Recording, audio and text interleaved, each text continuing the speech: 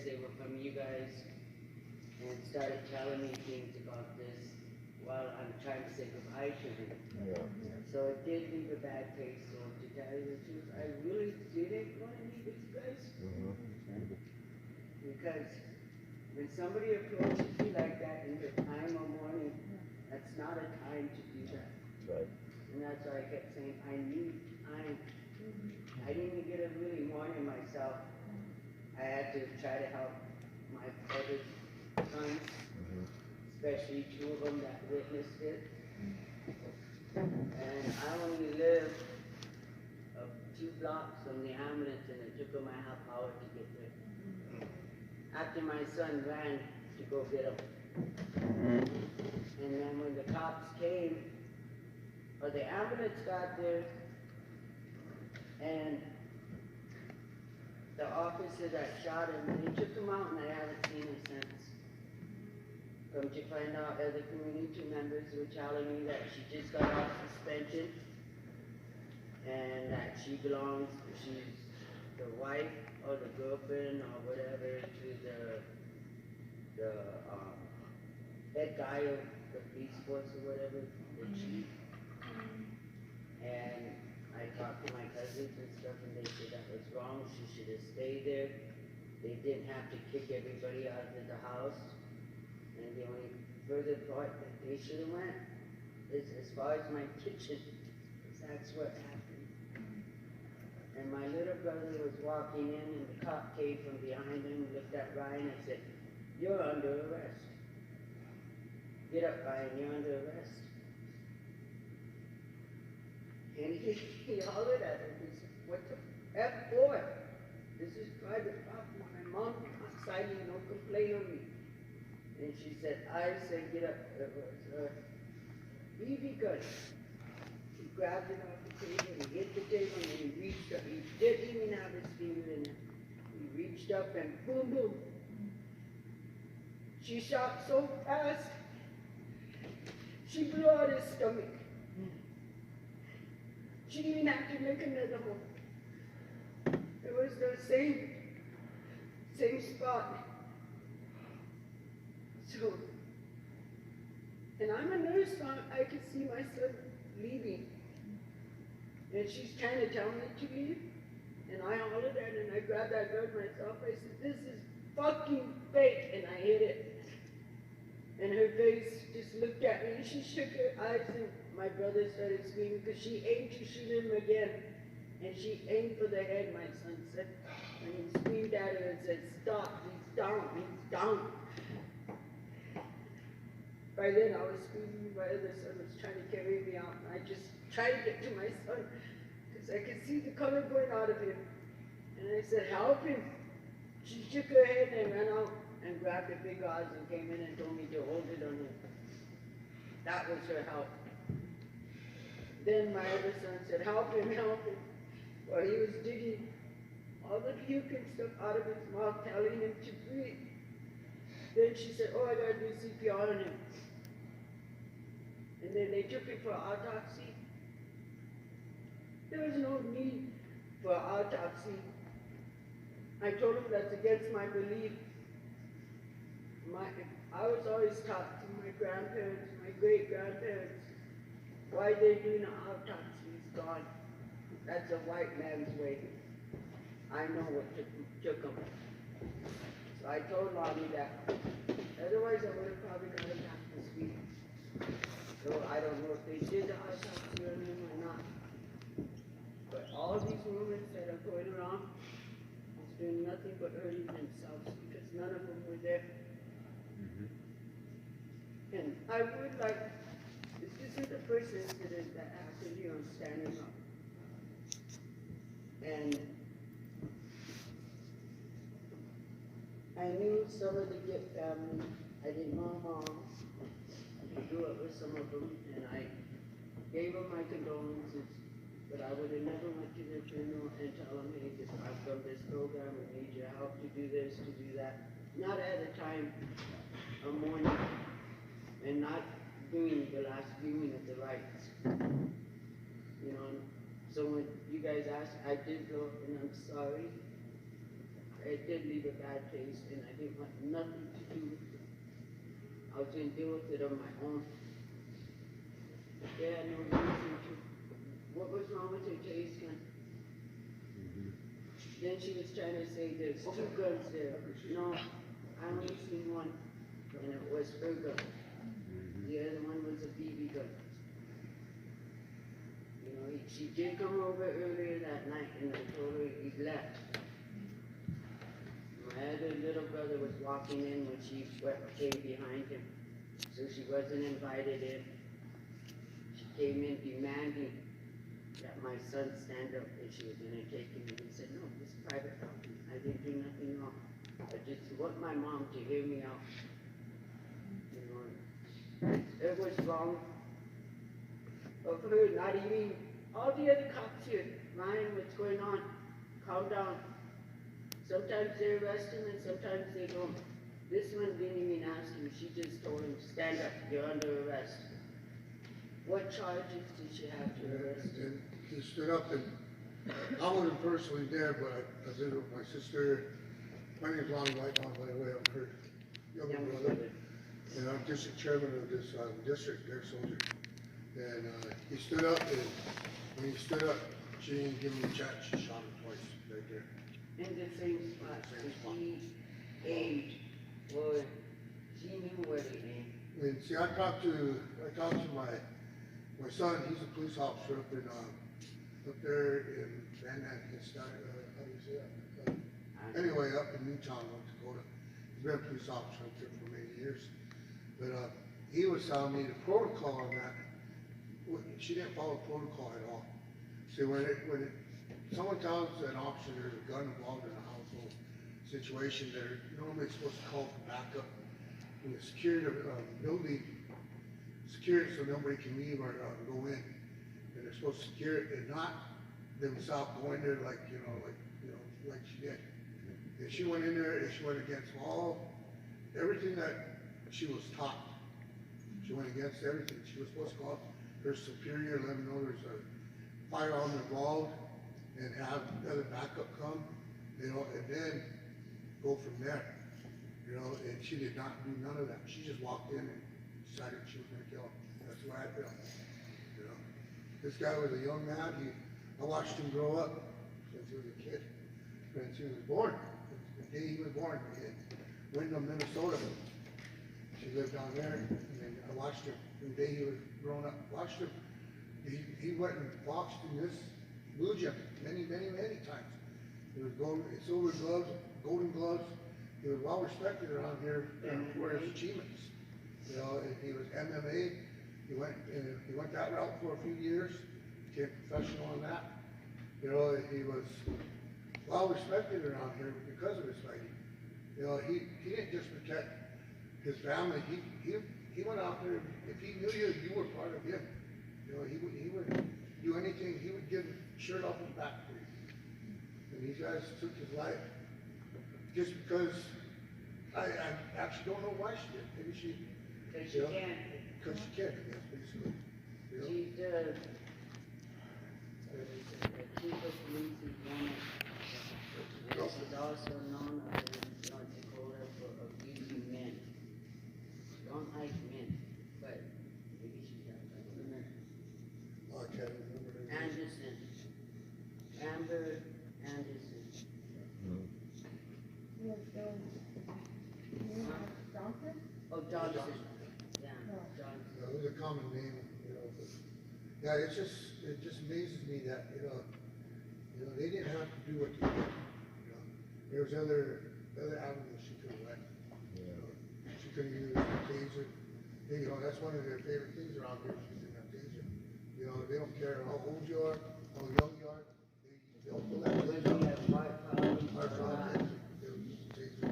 I don't understand why she didn't use the taser. First of all, she should have followed protocol. She should have followed what she was trained to do in a situation like that. She did not follow none of it. I'm glad that you guys have come to support us. And it's a very difficult time for my sister. She's still struggling with it. And we all are in our family. We just said most of our family's back to where they're from. Washington, Rosebud, Sioux Falls, that area, Pine Ridge, all over the place. You know, they came from all over. First, you know, normally I don't, because of COVID, I didn't allow big crowds like that, but, you know, this is something I couldn't stop, you know, so. He tried. Trying to keep it in control. It didn't work. But, yeah. If there's any, you know, I'm more than willing to help with the protests and stuff like that. But when I was growing up around here, it used to be tribal cops. The people that was in the service, that went to Vietnam, my cousins were there, friends of mine, they knew the people, they try to work with them. BIA comes in and they're gun ho and they're right and that's it. I mean, look at the tribal courts here are really corrupt. When somebody can come in and say, hey, she threatened to kill me, she threatened to do this, to do that to me. I was not even notified, I didn't even know my brother and her broke up. And she's non-native, but she got more help from our tribe than a native woman would have got from our tribe. See, with the BIA, you know, they come from all over the United States. They're not from around our community. They're not from, you know, they didn't grow up in this area. So, you know, they're detached from our people, you know. They don't care. You know, they built houses out here where they still sit there empty. They were actually vandalized. The garages were vandalized. The homes were vandalized. Because these BI police officers will not live in our community. They live in Mobridge and a lot are Bismarck. A lot of them come from Bismarck. You know, they travel back and forth just to do their time stuff down there. I've asked them as a district chairman because we have a little crime problem down here with the juveniles. You know, staying out late, we have a curfew and everything. And you know, there's gang violence down here. I've asked them to come to our district meetings and everything, and to them, they won't come. They have an excuse at all times. You know, I invited them, sent them letters inviting them to come and let's discuss what we can do about our violence in our community. You know, and you know the curfew violations. We have to do something to curb this because you know these kids are starting to go out. They're doing things that are, you know, it's unbelievable. You know, we had a young gentleman. He was a DJ out there at the radio station KLND. He was well loved around here because of his radio station, program. Yeah. He was beaten and eventually he died from all those injuries. And we've asked over and over what's going on with it. Finally, they just told me that we closed the case. We just reported it. It's unsolved. It's unsolved. Everybody had told them who done it. And everybody knows who done it. The kids went around bragging about it. But yeah, they won't do nothing on it. And you know, to me, it seems like this police force, you know, they do what they want. You know, They just declare it. and they're collecting a paycheck. And to me, that's all they're doing. You know, because we've asked them many times to come in our community and help out. Nobody will do it. You know, the police force. I've gone to the to the tribal council and asked them about this. And they said, well, we'll talk to we'll talk to chief of police. But you know, it's just in a circle. You know, it's a circle that it's never ending. We can't get no help. You know. They arrest a person for, I would say, me, I bought a car from somebody. This is the example. I bought a car from somebody. I did not know it was stolen. In fact, I even went to a cop. How do I get this lost title? He told me how. Okay, I drove around with it for about a couple months. Finally, it's coming back up, restore me. They pulled me over, had me at gunpoint, made me get out of the vehicle in rain and go backwards and get on my knees, all for a stolen car that guy said he bought with his girlfriend and reported it stolen. Forgot about it, so she sold it. He didn't care. My father was 85 years old, they had him at gunpoint, backing up Yeah. But he can for a really walk. stolen car, but yet they can kill a person and not think twice about it. That is what's wrong around here. I'm one of the mothers around here that when my boys were teenagers, I was out there chasing them as Josie. These bad buildings were abandoned. I went in every one of them. And I have big boys, they're all big and tall, but none of them will ever backtalk me. If I told them get in the car, they would. So I was one of the mothers that fought for my kids. You know, Raise 'em, right? and stay up all night. I had a dog that was so good. Where's the boys? And he'll show me exactly what house they were in. So I had one of those wind-up lights, and they hear me. Oh, and all you see all these kids scattering. He's right there.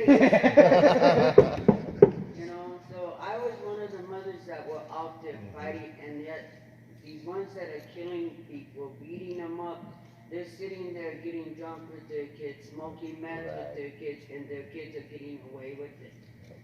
Because of the standards of what the grandmother had in the community at one time. And maybe they're doing this because I, speaking up at meetings, telling the council, we want our tribal cops back. We want a council. Debbie, we never had tribal here. I said, you lied. The same age as me. Our cousins chased us around. They were tribal. There was no BIA when we were teenagers. I said, we were more scared of them catching us and taking us back to mom and dad than going to jail. Because, you know, your parents, back in those days, you in trouble. But that woman had she didn't even, she came in, gun home, holding her gun to shoot my son. Maybe because he was a pro football boxer and that MMA, and he made it to Merriweather's or whatever that guy's name is, and went to Hawaii and all that. Maybe she didn't like that. I don't know. Or maybe she didn't like me because I was standing there saying no BIA, tribal, we need tribal people that care for people. You know, and I don't know. But I haven't seen her. I haven't heard that she's back on duty. I think they moved her up north, or probably to walk up to another community where she can hurt another man. Because she's not. If they moved her from up north down here, if they kept her up there, maybe my son would still be alive. I don't know. There's all kinds of scenarios in my head. Could have been different. I blame myself because I was going to call the cops on him. I've called the cops on him many times, but never in my wildest dream did I think they would do this. And he said, "What you gonna call the cops on me, Mom, for yelling at you?" I just want you to hear me out. I want you to know, my boys, whether they were mad at me or not, they told me what they were doing wrong. And that's what he wanted, and I told him I didn't want to hear it. I did call the cops. Somebody else in the family did. But she did not announce herself when she came in. First time she came, I told her he left. He's gone. He's not here. Okay, she said. Call me if he does. I'll be right around here, she said. So maybe when she seen my brother coming in, maybe she thought that was him. But she followed my little brother in, and she was small enough to be behind him when we didn't notice right away. Not even 5 minutes. She had my son dead. I don't know what to do because that's my baby. And I go in my kitchen now and I look to where he went down. And I can see him plain as day, like it happened. But I have no other home here. I told my son, I'll make it a project, change the kitchen again. But one of them said, no, Ryan, put this floor down. He showed us how to do it. Now I gotta raise my grandson, his son, in the home he was murdered in. And his son was in the bedroom, comforting his auntie, auntie, telling her it's gonna be okay, grandma's gonna take care of it. I didn't want it taken care of like that.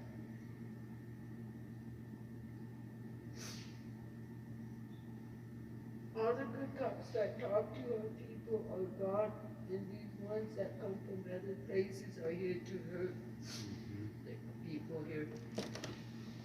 They have no connection to any of us, no relation around here, so they can hurt anybody they want and get away with it. Now I do know one thing, I've been on and off the reservation. My hardest time is living on the reservation because you can't get the justice you want. And if, God forbid, if you speak against it, you're going to be locked out of a lot of programs and out here. I just don't know what else to do. I just wanted to stop with these cops out of here before they killed a younger man. My son was only 30 years old. He just turned 30 in February. But he must have knew something. Because a month ago he said, well, I'm not going to live to be 31. Not if I stay here. I said, go back to Hawaii. Go back to the cities. Go back to Sioux Falls. Don't stay here.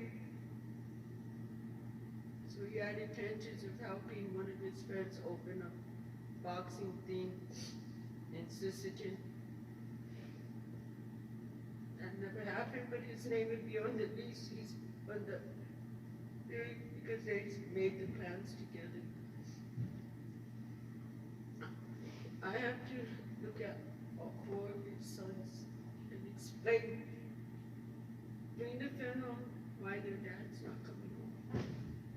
His baby girl don't understand yet, she's only 2. But she was trying to pull him out of the coffin. My daddy. Those are things I have to sit here and watch. While that cop didn't even stay long enough for the ambulance to say he's gone. The chief of police or whatever, the chief guy, he came in, grabbed her, walked her out like she was the mother. And I haven't seen her since. They said, you can't leave, you can't leave. We sat there watching my son be driven away knowing I'm not going to see him again alive. And yet they held us there until halfway to Mulbridge, then they got a call. Now they can let us go. They didn't ask any of us any questions.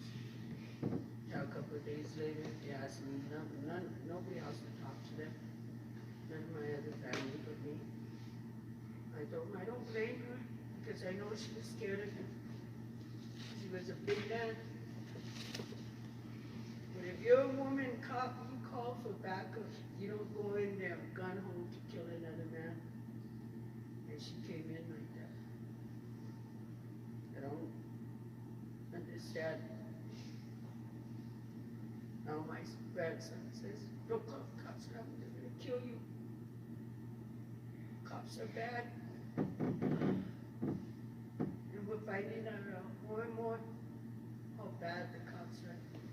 The first gang in the United States are cops. That's where the gangs come from. Gangs were built to protect each other from the major gang cops.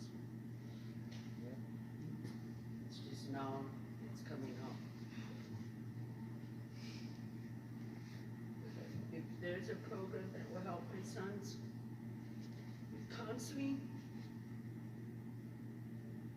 I would appreciate that for them. And my brother, to watch my daughters play basketball. And Amber Johnson was the police officer on call. I was sitting in there, and one of the CPS workers got a call from one of the teachers or whatever, said Riley and I were inside the gym. Here comes Amber standing there, motioning this to us, and I looked at her and I just ignored her and I continued to watch the basketball game.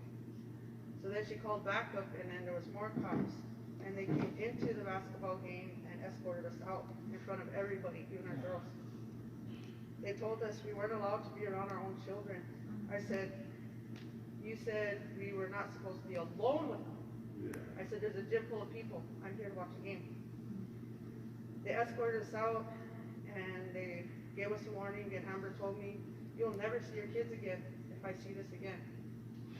See, you may not know, but Amber has a bad history with a lot of families on Standing Rock. She doesn't care about your children. She says she does, but she doesn't. She helps CPS put our kids on the most strongest antidepressants. That's what they do to our kids here. They put them on antidepressants. They turn them into little zombies, and they have them lie about their families. When I got my girls back, I fought hard for my girls. I got them back. I got them off of me and one of the providers here. Got them off of the antidepressants. Our girls ended up calling the federal prosecutor and telling them everything CPS and Amber Johnson and the other officers were telling them to say. They were coaxing them to lie about us. And now we're still in the process of getting them all fired. And that's why the cops harassed my friend.